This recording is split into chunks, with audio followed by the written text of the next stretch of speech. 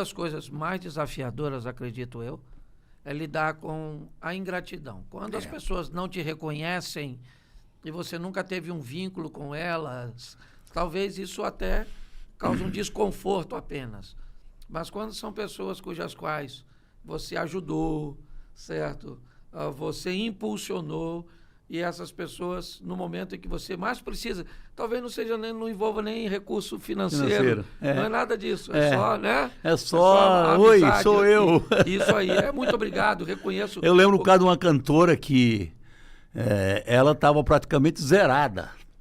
Eu tinha rádio na igreja, um dia o rapaz da rádio me chamou e falou, pastor, fulano de tal não está aparecendo entre as 10, já faz 2 meses, porque tinha aquele negócio das 10 cantoras, mas Sim. Faz 2 meses que ela não aparece na lista nem entre as 10. Ela vai acabar, ela vai sumir de cena. Aí eu liguei, né? Liguei pro marido dela, tal. Peguei um ônibus, fui lá, fiquei na casa deles 3 dias para desfazer, porque o problema lá era a sogra do meu amigo. Então eu consegui mudar a estrutura da cantora e toda a estrutura a levei para uma gravadora forte e ela ressuscitou. Certo. Ressuscitou. Foi uma coisa assim interessante. Aí eu lembro que depois de uns 6 meses, talvez, eu resolvi fazer um evento e trazê-la. Meu irmão, eu tive que falar com a secretária da secretária. As exigências foram incríveis. Falei, meu Deus, não é possível que isso seja verdade, né?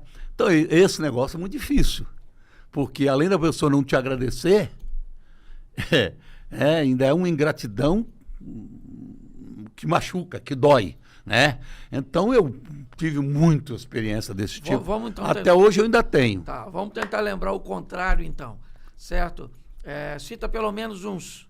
Que aí esses você pode citar. O contrário não, que fica feio, tá certo? Mas 3 das pessoas que você considera que ficaram com você, certo? Que são seus amigos, foram naquela época, são hoje, são parceiros, te tratam do mesmo jeito, não tem reserva.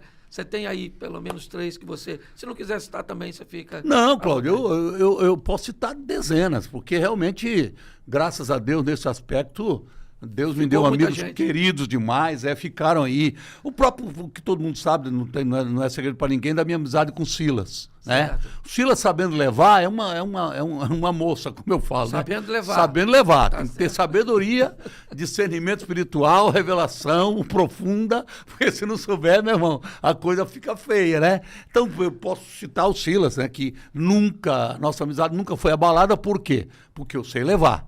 Né? Dá marcha ré aqui, dá marcha ré lá e vamos embora e vamos embora, né? Eu não preciso... no nosso caso, por exemplo, no nosso caso, você chegou o finalzinho do Bom Retiro, né? Sim. Foi o finalzinho, foi que a nossa amizade se estreitou um pouco mais.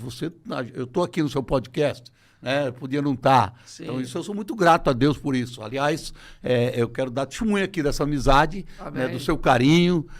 Eu tenho sido tratado por você como um príncipe, que eu não mereço, mas agradeço.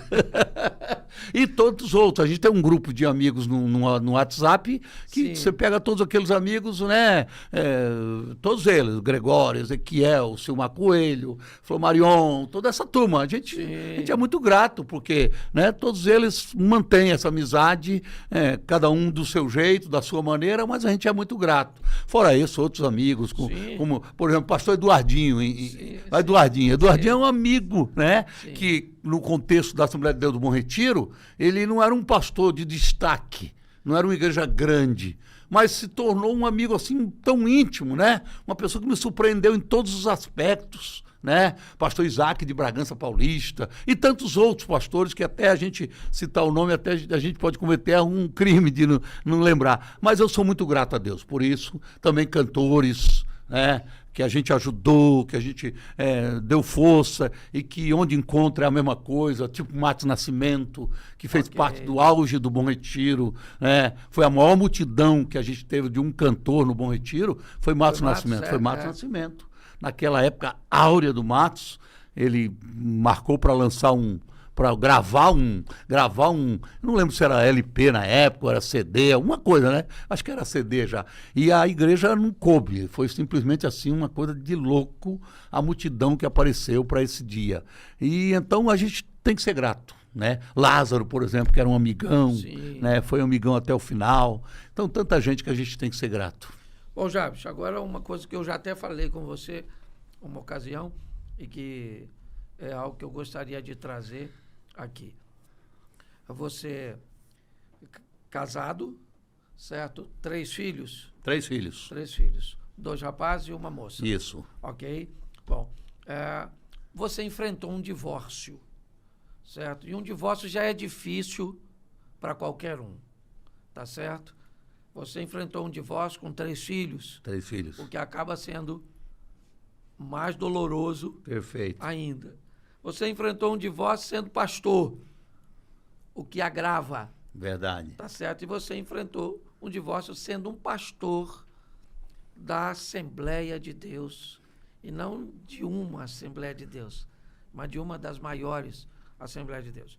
Eu queria que você falasse um pouco disso, porque é muito importante a gente ouvir isso de alguém que primeiro precisou sobreviver, certo? Se as pessoas concordaram ou não, se gostaram ou não, se souberam quais eram as suas opções naquela ocasião ou não, que as pessoas gostam muito de julgamento, tá certo? Mas eu gostaria que você falasse um pouco disso. Por quê? Porque muitas pessoas vivenciam essas dores, não sabem como reconstruir, como... Eu queria te ouvir um pouco. Cláudio, logicamente, a primeira coisa, ninguém casa para divorciar. Isso é um princípio, isso é uma verdade. Só um louco pode dizer, casei para divorciar. Não existe isso. Né? Ainda mais no meu contexto. Um filho pastor tradicional, um neto pastor tradicional, um pastor reconhecido no Brasil inteiro. Mas deixa eu te fazer uma pergunta agora que eu vou mesclar, tá certo? A seriedade com a brincadeira. Bora. Quando uma menina de 20 anos se casa com um camarada de 80, você acha que ela está pensando em divórcio? Ou ela está pensando na morte do velho? Divórcio não resolve, tem que ter a morte do velho. Brincadeira à parte. Ela está orando para Jesus levar logo. Principalmente se for o velho da lancha. O velho da lancha, meu Deus. Mas para ela casar tem que ser o velho da lancha. Já começa por aí. Aquele velho que diz assim, eu não me troco por 2 de 20, né? Eu não acho que quem queira trocar, né?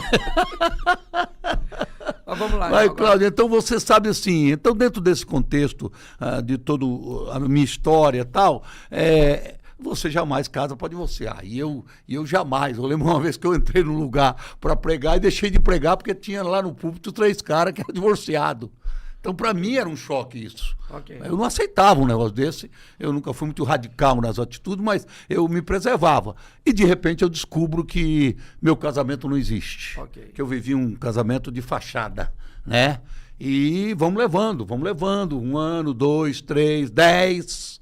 Aí chega uma hora que você fala, pera um pouquinho, eu acho que o pecado maior hoje é a hipocrisia, é a mentira, a falsidade que eu estou vivendo. Eu estou dizendo na minha época o que eu pensei, qual foi a conclusão que eu cheguei. Não tem jeito, não tem, e fiz de tudo, e orei, busquei, conselho, e tudo que você imaginar eu fiz, né? Ela não tem culpa de nada, eu acho que a culpa é minha, que me dediquei demais, 100%, tempo, tudo, e de repente eu não soube talvez, não sei, manter. Eu não sei, aí é difícil, né? Mas agora você falou algo que me despertou aqui. Vamos para um bate-papo aqui mais de amigo do que para, certo? Para propriamente para o podcast. Você sempre foi um cara de um nível de relacionamento extremamente amplo, certo? Um cara que gostou muito da noite, ser mais noturno, aquela coisa, acabava o culto, vamos comer alguma coisa, vamos jogar um futebol. É verdade. Certo? Vamos fazer tudo isso. E com a rede de relacionamento muito grande, certo? Você tinha compromisso todos os dias. A gente estava falando noite. isso. Dia e noite. Hoje. Então você acha que... porque meu propósito dessa pergunta, já de forma nenhuma é criar nenhum nível de exposição para você.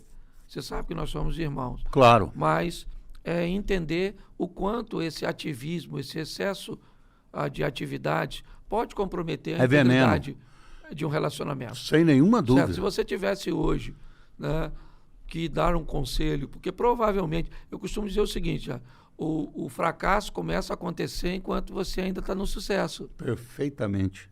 Está corretíssimo. Certo? Então você está num sucesso visível, mas já está vivendo um fracasso. Tá Você certo? já está descendo a escada e não está notando isso. Notando, não está notando. Então, Porque a palavra-chave aí é tempo.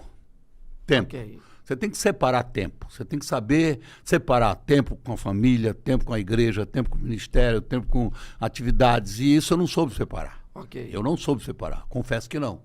Aí, de repente, você começa a viver em dois mundos. Você quer ver um casamento acabar? É cada um viver num mundo. O que gosta, o que quer fazer. Cada um vai fazendo sozinho. Vai fazendo sozinho e cada um vai tendo um gosto, até dentro da igreja. Né? Um gosta de uma coisa mais pentecostal, o outro mais muito tradicional. Tem que buscar o meio termo em tudo, entendeu? Então, praticamente começou a viver isso, dois mundos. E esses dois mundos, uma hora não vai dar certo, né? E você dedica demais, porque você sabe, a igreja quanto mais cresce, mais atividade tem, mais demanda tem, aí você tem que ir para o hospital, você tem que visitar, você tem que fazer casamento, tem que fazer festa de criança, tem que ir para a inauguração da empresa, você tem que atender os departamentos da igreja, eu tinha a questão do conselho de pastores, tem que pregar no Brasil inteiro, no mundo inteiro, e conselho, e televisão, e rádio, é muita coisa. E pouco tempo para cuidar da família, da minha vida pessoal, trocar o boné. Eu gosto muito dessa ilustração do boné, né? Você tem um boné de pastor, mas você tem um boné de marido, tem um boné de pai, você tem um boné de empresário, você tem um boné de patrão. Você tem que trocar esse boné, saber a hora de trocar e colocar de volta. Então isso eu não soube fazer.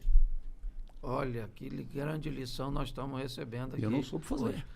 Você ficou casado, primeiro casamento, quantos anos? Nem lembro mais.